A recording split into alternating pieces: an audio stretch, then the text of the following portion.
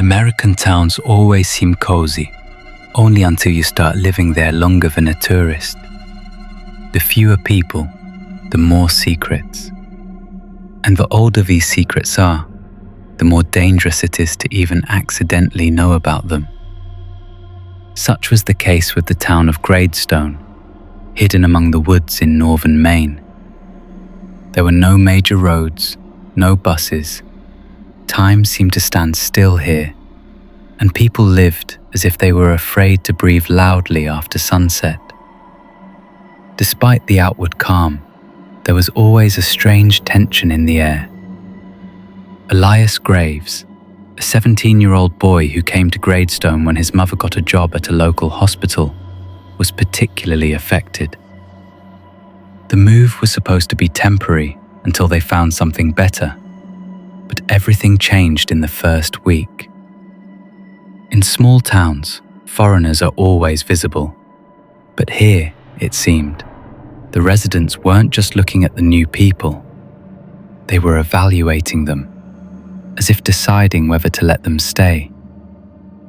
Elias wasn't confrontational, but the looks that followed him as he walked down the street were icy. It was especially strange that everyone in the city bypassed a certain forest. No one walked there, did not hunt, did not collect mushrooms. And this, despite the fact that Gradestone is literally drowning in forests. The only route where no one's foot stepped was called the Old Trail. Although it was not on the map, even Google Maps just showed a solid dark green spot. But when he asked the locals about this trail, they answered the same. Better not go there. Old Steshka does not like new people. This wording sent goosebumps. One night, Elias got bored and went to the attic of their new house. The house was old, from the early 1900s, wooden, with wide beams and smelling of dust. In the attic, he found a box with belongings of the previous owners. Most are junk, but among them was an old atlas, a black and brown book with a cracked cover. Opening it, he found a hand-drawn map of Gradestone on the last pages, and there is a clearly marked path on it, which was not on the official maps. It led deep into the forest, and at the end was drawn some kind of house or barn. Beneath the drawing was signed crookedly, "Where he stands, who waits." Blood boiled in his veins, from curiosity and fear. There was a scrap of a letter in the book. On it was written in an old typeface, "If you're reading this, don't go to the trail at night. She is silent during the day, but at night she lives." And signature, H.M. Rowan. Elias checked the internet. Zero information. Not about the author, not about the cartographer. But he knew he had to see this path. The next day at school, he asked a classmate, a skinny boy named Nate, if he had heard of the trail. Nate turned pale. "Don't touch the subject," he whispered. "People who went there never came back, and those who returned were no longer human." "Is this an urban legend?" Elias asked. It's... Nate choked. "It is forbidden." And he didn't say another word. The more the city was silent, the stronger the boy was drawn to the mystery. 2 days later, he went there alone. The atlas map led him beyond the old cemetery, through some crooked fence and a dark snowdrift. Where there should normally be just thickets, he saw something that looked like a road. But she was not trampled and had no limits. The grass lay strangely bent, as if someone huge had walked over it, not walked. It felt like someone was running a giant finger across the ground. The fog passes between the trees, and the air became thicker, colder. Elias took the first step. The forest immediately became different. It even seemed to him that the trees had moved a little, as if they wanted to block the way back. Footsteps echoed dully in the damp ground. There were no birds, no wind, not even insects. The forest was dead. After 10 minutes of walking, he heard something for the first time. A rustling behind him. He turned around. No one.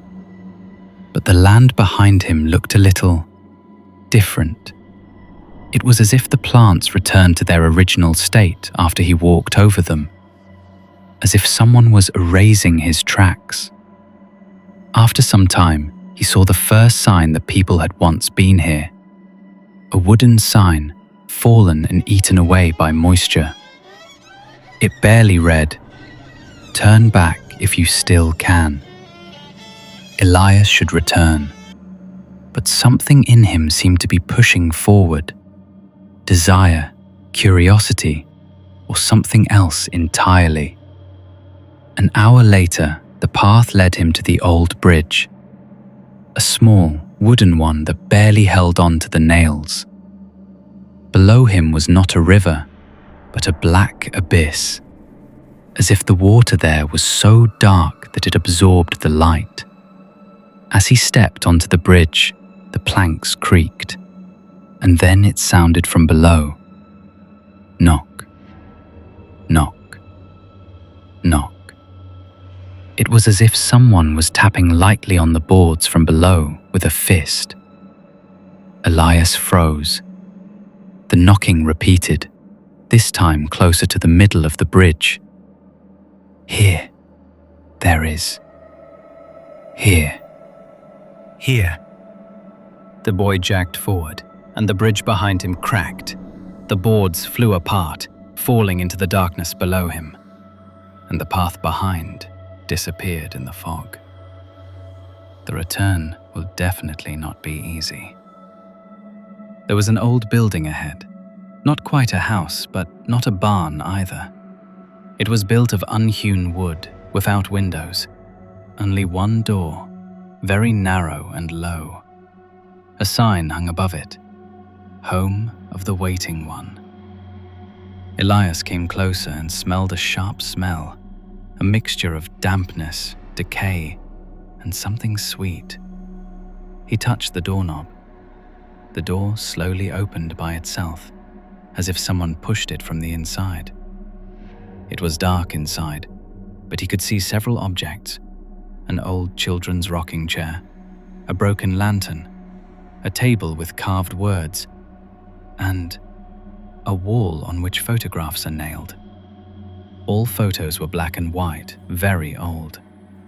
Each one depicted a small town, people, streets, but all the faces were erased, licked pale in Photoshop, empty places. In the very center is a photo that gave him chills. It was gradestone, and the photo was taken very recently. But there were no people on it, not a single living soul. The streets were empty, the windows dark. The city is without a single person, and a signature in ink. Soon. Suddenly, something creaked. It was as if someone had touched the floor behind me. Elias turned around. No one. But the shadow near the wall grew longer, as if something was out of sight. In the darkness, he heard a whisper. Not human. It was as if several voices spoke at the same time, but quietly, merging into a distorted sound. "You came earlier than we expected." Elias scowled. Voices echoed from all sides. "The one who is waiting, watching, he is already nearby." The rocking chair began to sway, as if someone was sitting in it. "You will bring us the way back." You opened what was closed." The guy rushed to the exit. Leaving the house, he saw something that he had not noticed before. There were footprints on the ground along the path, but not human. They were long, like someone's feet with claw-like toes. And worst of all, they were fresh. Very fresh. As if someone had just walked in front of him. And they led towards his city. The fog grew thicker, darker, as if alive. Elias tried to go back down the path, but it was gone. Only the chaos of the trees, which stood completely different than when he arrived. The forest was changing, adjusted. I closed it. The boy ran blindly until he came across something inexplicable. A corridor of trees that formed an arch that pulsated as if breathing. He passed through it and found himself right next to the old cemetery of the city. He managed to escape from the trail, but when he returned to the city, something was wrong. It was 1840. There should have been a lot of people on the streets, but they were no one. All the houses were dark, no light, no sound. The city was dead. The windows are black, as in those photos. Suddenly, he heard footsteps. A man came around the corner. No, not a man.